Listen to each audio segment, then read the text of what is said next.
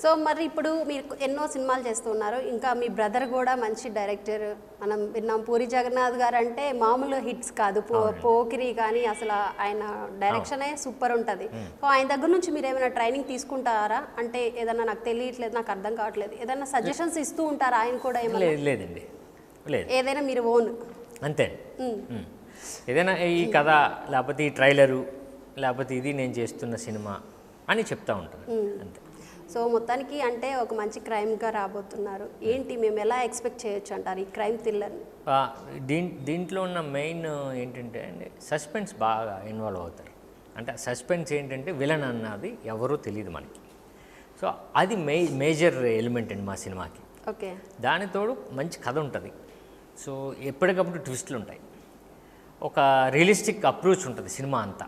అంటే చాలా అంటే మలయాళీ డైరెక్టర్స్ కాబట్టి, సో మనం ఏదో ఒక మలయాళంలో సినిమాస్ ఇప్పుడు మనం బాగా చూసాం కాబట్టి, సో అలాంటి రియలిస్టిక్ అప్రోచ్ ఉంటుంది సినిమా. కొత్తగా జనాలకైతే మన స్క్రీన్లో బిగ్ స్క్రీన్లో కొత్తగా అయితే వాళ్ళు ఫీల్ అవుతారు.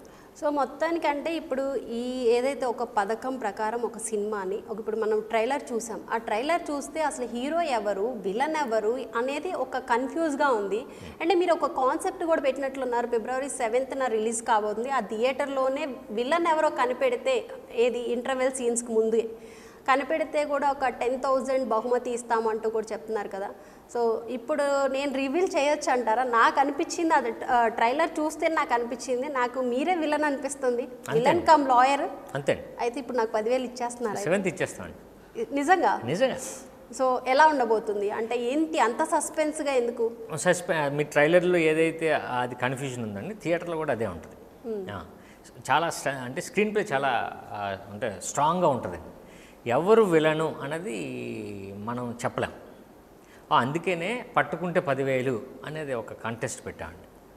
ఇంటర్వెల్కి మీకు ఇచ్చిన స్లిప్ మీద మీ ఆ క్యారెక్టర్ ఎవరు అనుకుంటున్నారో రాసి బయటకు వచ్చి మా వ్యక్తి అక్కడ ఉంటారు, ఆయనకి ఇచ్చేస్తే క్లైమాక్స్ తర్వాత మీరు రాసింది ఉందనుకోండి, మీరు వెళ్ళి 10,000 తీసుకోవచ్చు. మీతో పాటు ఇంకొకరు ఎవరు రాశారనుకోండి, ఇద్దరిలో ఒక లాటరీ వేస్తాం.